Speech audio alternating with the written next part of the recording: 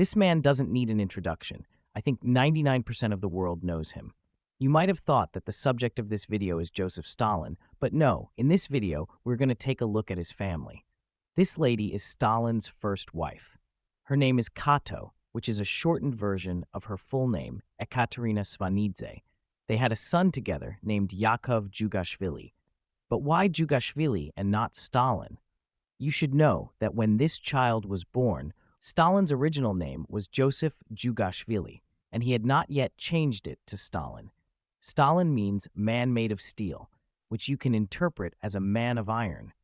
We don't know what he saw in himself to give himself this name, but anyway, let's move on to the child.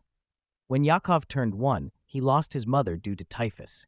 Stalin was not the kind of person to raise his child, so he sent Yakov to live with a few nurses and went on to focus on his revolution. This meant that Yakov grew up without his father or mother.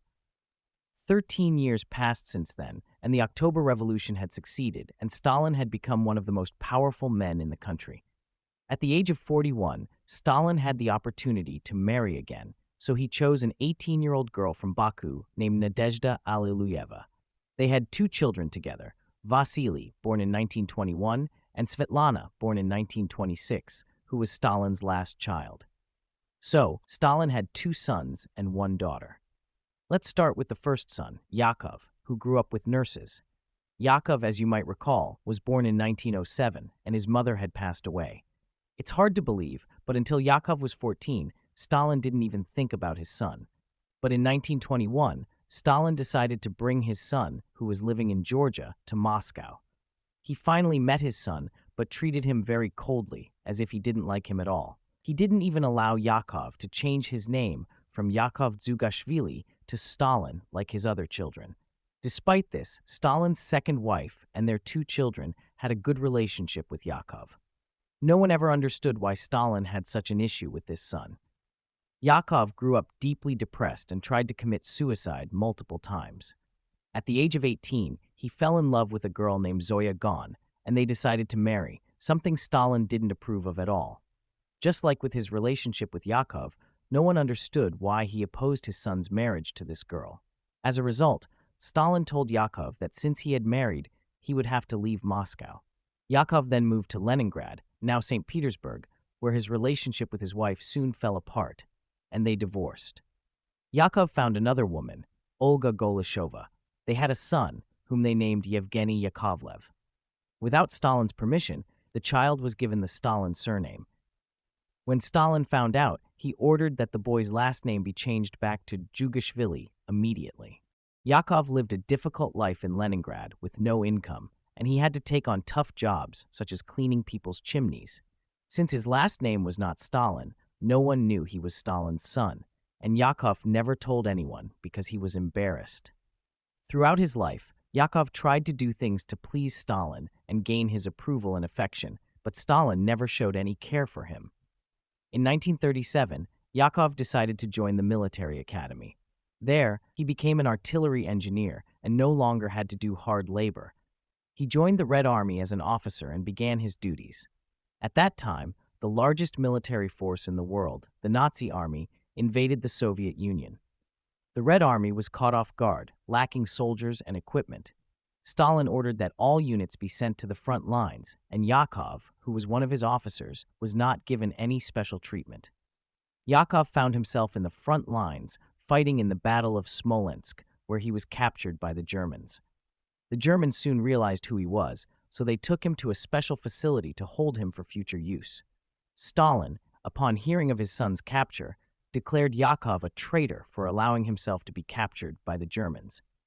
Eventually, the Germans sent Yakov to a POW camp in Germany, where he was imprisoned.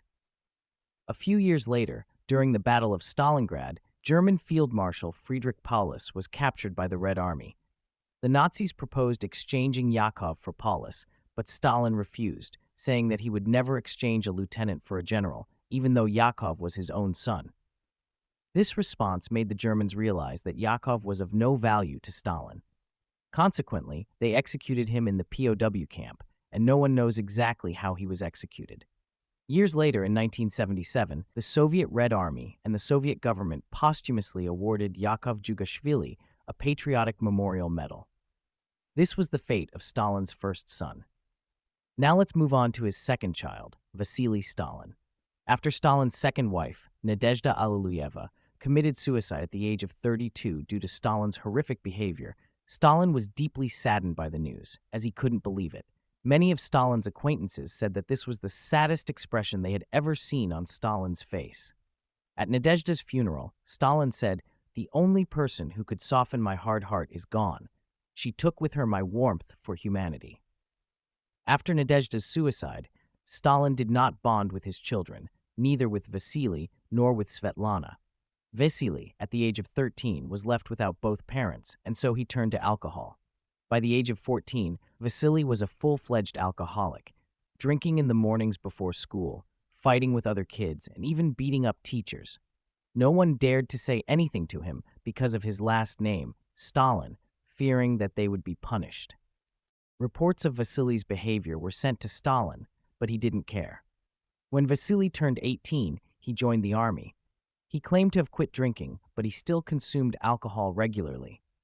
Despite this, he joined flight school and eventually became a pilot. Stalin did show some concern for him, advising that he should not be sent to the front lines, while his other son was actually fighting there. In 1953, when Stalin died, Vasily began making public statements, claiming that his father had been poisoned. The Soviet government arrested him for anti-Soviet propaganda, and he was sentenced to 8 years in prison. He was released on January 11, 1960, but no one knows why. Just 2 days later, his body was found in his room. The Soviet coroner claimed that alcohol had shut down his internal organs, causing his death, but many people believe he was murdered to silence him. Now, let's talk about Stalin's third child, his daughter, Svetlana Alliluyeva. Stalin never had a special affection for his children, but he didn't dislike Svetlana as much. He did, however, show some care for her. Svetlana studied at Moscow University and, after graduating, was employed by the Soviet government as a translator. After Stalin's death, Svetlana became uncomfortable with the fact that she still carried her father's last name, so she changed her surname from Stalin to Alliluyeva, her mother's surname. Svetlana later married an Indian communist named Kiran Singh and moved to India, where she visited her in-laws, but that was just an excuse to escape to the United States. From India, she went directly to New York, arriving in 1967, right in the middle of the Cold War. The news of Stalin's daughter moving to America made headlines. From the moment Svetlana arrived in America, she declared that she had nothing to do with her father, as he had done many bad things. She even changed her name to Lana Peters. 11 years after she moved to America, she was granted permanent residency and became a U.S. citizen. In 1984, when Soviet-American relations improved, Svetlana decided to visit Moscow to see her mother's family. She returned shortly after. Svetlana lived in the U.S. until 2011, when at the age of 85, she passed away from colon cancer. Stalin was a very strange man who had no mercy even on his own children.